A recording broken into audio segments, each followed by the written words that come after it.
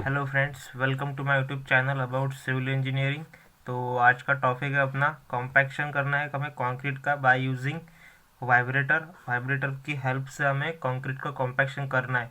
तो हमें कंक्रीट का कॉम्पैक्शन करते समय कौन सी प्रिकॉशंस है जिसका हमें ध्यान रखना है। प्रिकॉशंस कौन सी है जिसका हमें ध्यान रखना है कि कंक्रीटिंग करते समय कॉम्पैक्शन करते समय कंक्रीट का ये सारी बातों का हमें ध्यान रखना चाहिए, ताकि हमारे साइट पर ये आज का टॉपिक आपको, अगर आप साइट इंजीनियर हो, नए नए साइट पर जा रहे हो, तो आज का टॉपिक आपके लिए बहुत इंपॉर्टेंट है। क्योंकि आपको ये सारी बातें साइट पर आनी चाहिए, ये सारी बातें आपको पता होनी चाहिए, जिसकी वजह से आपका साइट पर एक अलग ही इम्प्रेशन पड़ेगा जो आपके लिए फ़ायदेमंद हो सकता है। तो चलिए शुरू करते हैं आज का टॉपिक। पर इससे पहले मैं कुछ वीडियो बनाई थी कंक्रीटिंग के ऊपर, कॉम्पैक्शन के ऊपर, हॉट वेदर कंक्रीटिंग के लिए, कोल्ड वेदर कंक्रीटिंग के लिए। तो मैं उसकी लिए डिस्क्रिप्शन में सारी उसकी लिंक दे दूँगा, तो आप उसे भी देख लीजिए। वहाँ डिस्क्रिप्शन लिंक दे दूँगा, तो आप वहाँ से देख लीजिए। तो चलिए शुरू करते हैं आज का topic. Precautions to be taken during compaction of concrete by using vibrators की हेल्प से। वाइब्रेटर, आपको वाइब्रेटर मालूम होंगे क्या होता है। जो एक मशीन रहती है उसके चार पांच ऐसे टाइप्स रहते हैं, नीडल वाइब्रेटर का, टेबल वाइब्रेटर, जिसके बारे में भी मैं डिटेल वीडियो लाऊंगा अगले लेक्चर में। तो पहले हम देखते हैं वाइब्रेटर्स। आपको मत मालूम होंगे, आपने आपके घर में जैसे देखा होगा, बिल्डिंग, अपने घर में स्लैब कास्ट करते समय जो धड़ धड़ ऐसा आवाज़ आता है, तो वही रहता है कॉम्पैक्शन वाइब्रेटर्स, जिसको हम कंक्रीट में डाल के रखते हैं। नीडल वाइब्रेटर हो तो उसकी नीडल हम कंक्रीट में डाल के रखते हैं।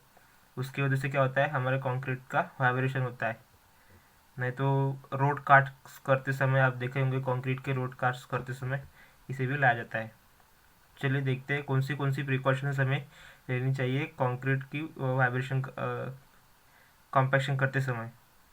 तो फर्स्ट प्रिकॉशन क्या कहती है हमारी, तो concrete should be compacted in layer. Concrete को हमें एक लेयर में कॉम्पैक्ट करना चाहिए, जो कि 20 से 50 सेंटीमीटर की होनी चाहिए इस लेयर को। तो सेकंड पॉइंट क्या कहता है, सेकंड पॉइंट में क्या कहा है कि हम जो कंक्रीट को कॉम्पैक्ट करते हैं, जो हम वर्टिकली उसे कॉम्पैक्ट, वो जो कंक्रीटिंग की नीडल होंगी, नीडल कंक्रीट वाइब्रेटर होगा, हमें वर्टिकली इंसर्ट करना होगा कंक्रीट में। तो सफिशिएंट नंबर ऑफ प्लेसेस, मतलब एक जगह पर हमें उसे वाइब्रेट नहीं करना है, मतलब एक जगह पर ही उसे रखना नहीं है। सब ये आपका स्लैब है तो हमें पूरी जगह सफिशिएंट नंबर ऑफ वाइब्रेशन हमें सभी जगह पर देने पड़ेंगे, जाके हमें हमारा स्लैब जो है, मतलब कंक्रीट जो है, कंक्रीट होगा तो वो पूरा फुल्ली कॉम्पैक्टेड होना चाहिए। थर्ड पॉइंट में क्या कहते हैं, जो फॉर्मवर्क जो होता है अपने कंक्रीटिंग बनाने से पहले, जो हमारा फॉर्मवर्क आता है वो तो टाइट बना, हमने उसे क्या करना चाहिए, टाइट से बांध लेना चाहिए। स्ट्रांग, वो स्ट्रांग होना चाहिए, जिसकी वजह से क्या होगा, लीकेज अवॉइड होगा, मोटर का वेस्टेज कम होगा। फॉर्मवर्क ही हमारा टाइट नहीं होगा तो हम प्रॉपर वाइब्रेशन उसे नहीं कर सकेंगे। तो हमें पहले फॉर्मवर्क को टाइट करना चाहिए, जिसकी वजह से क्या लीकेज होता है कंक्रीट का, तो हमारा कॉम्पैक्शन प्रॉपर नहीं होगा, वाइब्रेशन नहीं होगा। वाइब्रेटर्स की हेल्प से हम उसे प्रॉपर नहीं कर सकेंगे। फोर्थ पॉइंट में क्या कहा है, the vibration should be stop when cement slurry just start appearing the surface of the earth. हमें वाइब्रेशन कब स्टॉप करना है, जब सीमेंट की जो स्लरी है वो स्टार्ट होनी, ऊपर जब आती है, सीमेंट की जो स्लरी ऊपर आने को शुरुआत हो गई, मतलब हमें हमारा जो वाइब्रेशन है बंद कर देना होगा। तभी क्या होगा, हमारा वाइब्रेशन कंप्लीट हो गया होगा, वाइब्रेशन कॉम्पैक्शन कंप्लीट हो गया होगा उस समय। तो हमें तब वाइब्रेशन को बंद कर देंगे। क्यों, जो सीमेंट की स्लरी है, तो सीमेंट का जो पानी है जो ऊपर आने लगेगा, तब हमें उसे बंद कर देना है। हमने अगर ज़्यादा से ज़्यादा देर उधर ऐसा किया तो हमारा क्या होगा, उसमें सैग्रीगेशन और ब्लीडिंग दोनों हो जाएंगी। इसकी वजह से क्या होगा, हमारा कंक्रीट खराब हो जाएगा। ज़्यादा वाइब्रेशन करने से हमारे कंक्रीट में ब्लीडिंग हो जाती है। तो ये बात का हमें ध्यान रखना पड़ेगा। फिफ्थ पॉइंट क्या कहता है अपना, फिफ्थ पॉइंट में क्या गया है, तो vibration should never, over vibration should never be use.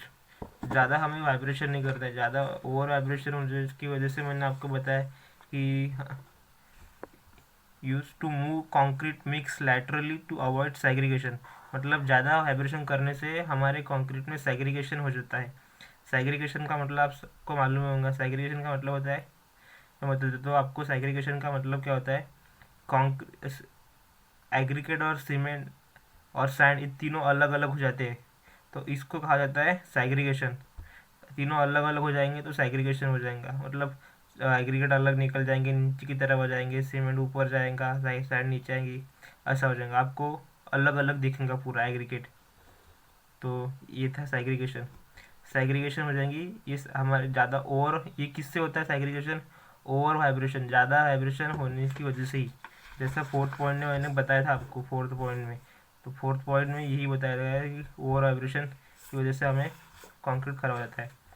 Vibration should, fifth 7 point लिखते हैं, vibration should not be allowed to touch the formwork to avoid any damage to formwork. हमें वाइब्रेशन, जो vibrators रहेंगे अपने पास, वाइब्रेटर्स मशीन रहेंगी, वो जो है वाइब्रेटर्स वो फॉर्मवर्क को टच नहीं करना चाहिए।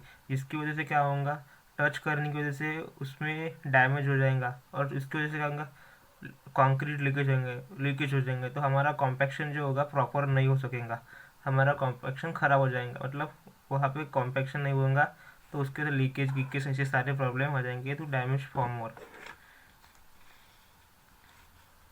तो इसकी वजह से भी प्रॉपर फॉर्मवर्क नहीं होता। 8 पॉइंट में क्या कहा गया, 8 नंबर के, vibrator should be withdrawn slowly and should be keep operating while being withdrawn to avoid a web hole। उस कंक्रीट में क्या हो जाएगा, ज़्यादा हमें स्लोली नहीं करना चाहिए, हमें वाइब्रेशन क्या है, ज़्यादा स्लो भी नहीं करना चाहिए, ज़्यादा फास्ट भी नहीं करना चाहिए। उसकी वजह से क्या होगा, नीचे बार बार उसे ऑपरेट कम ज़्यादा करके और बंद थोड़ी देर बाद चालू करेंगे, तो उसकी वजह से क्या होगा, हमारे कंक्रीट में वेब होल हो जाएगा, तो ये हमारे अच्छा नहीं है कॉम्पैक्शन के लिए। वेब होल का मतलब क्या होता है, उसमें एयर बबल की वाटर बबल ऐसा हो जाता है, तो उसे हमको हमारे कंक्रीट के लिए ख़राब होता है, तो इससे प्रॉपर वाइब्रेशन कॉम्पैक्शन नहीं होगा। तो 9th नंबर का पॉइंट कहते हैं, री vibration in concrete is harmful. हम क्या करते हैं, कंक्रीट कभी कभी क्या होता है, कंक्रीट में कुछ मशीन में खराबी होने की वजह से, टेक्निकल प्रॉब्लम की वजह से वाइब्रेटर्स क्या होता है ख़राब हो जाने की वजह से हम कंक्रीटिंग कॉम्पैक्शन जो है वो रोक देते हैं, तो उसकी वजह से क्या होता है, ये हार्मफुल हो जाता है हमारे वो कंक्रीटिंग वर्क के लिए। और कुछ देर बाद हम उसे रिपेयर होने के बाद चालू करते हैं वाइब्रेशन, तो वो सेट हो जाता है, तो ज़्यादा सेट नहीं हो इसलिए ज़्यादा सेट नहीं होना चाहिए, तो ज़्यादा सेट हो गया तो उसमें क्या हो जाएगा, हमारा जो होता है concrete will not plastic weaken even by vibrator, वो कंक्रीट खराब हो जाएगा और वहाँ पे प्रॉपर कॉम्पैक्शन नहीं होगा। देखिए पॉइंट को पढ़ के दिखाता हूँ मैं, revibration of concrete is not harmful, revibration of concrete is not harmful, the concrete has not set too much, कब ज़्यादा सेट नहीं हुआ है तब हमारे कंक्रीट के लिए हार्मफुल नहीं है। That will not become a plastic again by vibration, वो प्लास्टिक नहीं होगा वाइब्रेशन की वजह से, वो सेट हो जाएगा नहीं तो। ये थे 9 पॉइंट्स जो कि vibration of concrete, compaction of concrete by using vibrator, compaction of concrete by using vibrator के ये 9 पॉइंट है। इन सारी बातों को हमें साइट पर ध्यान रखना चाहिए।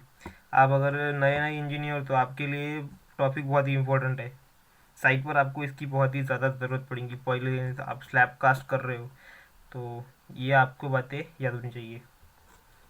तो होप आपको आज का वीडियो अच्छा लगा होगा, तो इस वीडियो को लाइक कर दीजिए और अपने दोस्तों के साथ शेयर कर दीजिए, और ये सारी आप स्क्रीनशॉट ले सकते, नहीं तो मैं अपने Instagram I D about civil engineer पर अपलोड कर दूंगा, आप उसे वहाँ से भी देख सकते हैं।